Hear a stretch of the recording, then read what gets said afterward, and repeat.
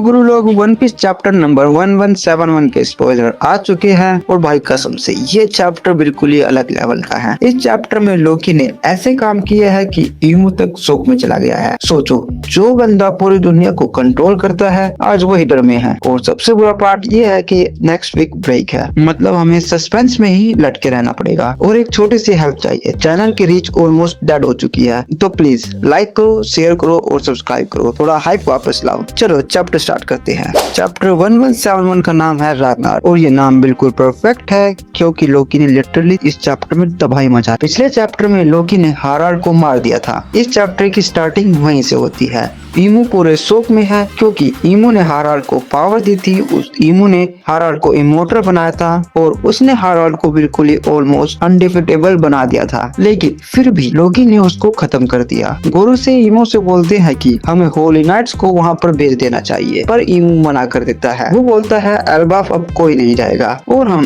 Elbaf को कभी भी वर्ल्ड गवर्नमेंट की टेरिटरी नहीं बनाएंगे। अगर वहाँ कोई भी गया तो लोकी उसको मार देगा। इसका मतलब ये है कि वर्ल्ड गवर्नमेंट लोकी से डर रहा है। उनकी आंखों में प्रॉपर डर फील हो रहा है। ईमू को लगता था कि लोकी एल्बाफ का किंग बनेगा, बट इन रियलिटी उसको वहाँ पर एक क्रिमिनल समझा गया। शायद इसलिए एल्बाफ को वर्ल्ड गवर्नमेंट से अलग रखा जाता है, पर असली रीजन ये नहीं है, बल्कि असली रीजन ये है कि एल्बाफ का डी क्लैन से डायरेक्ट कनेक्शन है। और जैसे ही ईमू को लोकी के डेविल फ्रूट के बारे में पता चलता है तो उसको समझ आ जाता है कि ये पावर नॉर्मल नहीं है। और यहीं पे फ्लैशबैक खत्म होता है। हम प्रेजेंट में आ जाते हैं। हजरुद्दीन लोकी से माफी मांगता है और लोकी को फ्री कर दिया जाता है। तब अचानक एक अंडरवर्ल्ड टाइप का मॉन्स्टर आ जाता है, स्केलेटन जैसा, जो कि बहुत स्केरी होता है। लोकी उन सब से बोलता है कि तुम लोग यहाँ से जाओ, इसे मैं हैंडल कर लूंगा। लेकिन लूफी वहीं पर रुक जाता है क्योंकि वो भी लोकी की पावर को देखना चाहता था। फिर हम देखते हैं कि लोकी उड़ भी सकता है। यहाँ से ये क्लियर हो जाता है कि उसका डेविल फ्रूट फ्लाइंग से रिलेटेड है। ये कौन सा एनिमल होगा, ड्रैगन, बर्ड या कुछ और, ये सब तुम कमेंट सेक्शन में लिखना। लोकी अटैक करता है और मॉन्स्टर को एक ही अटैक में फ्रीज कर देता है, सीधा खत्म। और लोकी के इस अटैक का नाम है निफिलिम। लूफी ये सब देख के टोटली शॉक में था। उसको भी ये समझ आ जाता है कि ये बंदा बहुत डेंजरस है। फिर हमें एक्स्ट्रा इन्फो में ये बताया गया है कि